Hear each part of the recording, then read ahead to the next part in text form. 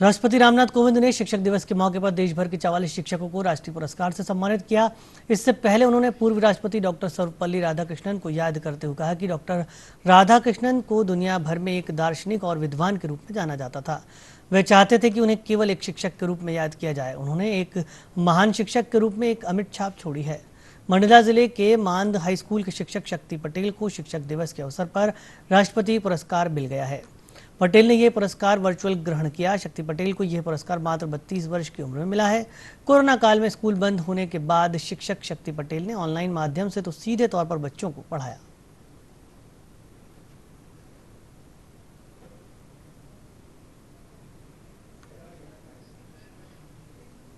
विद्यालय मंडला मध्य प्रदेश के मंडला जिले के हिंदी शिक्षक श्री शक्ति पटेल, इन्होंने शिक्षा के क्षेत्र में टेक्नोलॉजी को सम्मिलित किया तथा QR कोड द्वारा निःशुल्क नोट्स बच्चों को वितरित किए। इनकी वेबसाइट और YouTube चैनल पर उपलब्ध मनोरंजक स्टडी मटेरियल से देश के हजारों छात्र लाभान्वित हो रहे हैं। हिंदी विषय के पाठों की घटनाओं को वास्तविक जीवन की घटनाओं से जोड़कर पढ़ाने पर महत्व दिया। श्री शक्ति पटेल को बतौर शिक्षक राष्ट्रीय पुरस्कार 2021 से सम्मानित किया जाता है।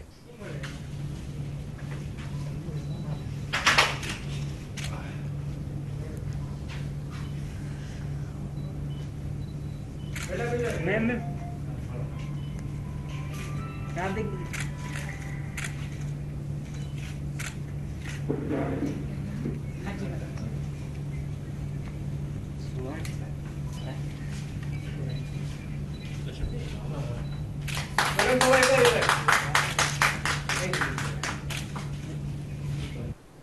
शिक्षकों का कर्तव्य है कि वे अपने विद्यार्थियों में अध्ययन के प्रति रुचि जागृत करें। संवेदनशील शिक्षक अपने व्यवहार, आचरण व शिक्षण से विद्यार्थियों का भविष्य संवार सकते हैं। प्रिय शिक्षकगण, पिछले वर्ष लागू की गई हमारी राष्ट्रीय शिक्षा नीति में भारत को ग्लोबल नॉलेज सुपर पावर के रूप में स्थापित करने का महत्वाकांक्षी उद्देश्य निश्चित किया गया है। विद्यार्थियों को ऐसी शिक्षा प्रदान करनी है जो ज्ञान पर आधारित न्यायपूर्ण समाज के निर्माण में सहायक हो।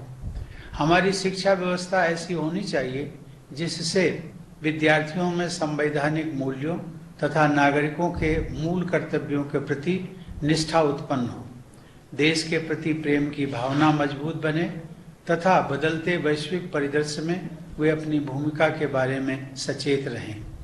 शिक्षकों को इस बात का विशेष ध्यान रखना चाहिए कि प्रत्येक विद्यार्थी की क्षमता अलग होती है, उनकी प्रतिभा अलग होती है, मनोविज्ञान अलग होता है, सामाजिक पृष्ठभूमि व परिवेश भी अलग अलग होता है। इसलिए हर एक बच्चे की विशेष जरूरतों, रुचियों और क्षमताओं के अनुसार उसके सर्वांगीण विकास पर बल देना चाहिए।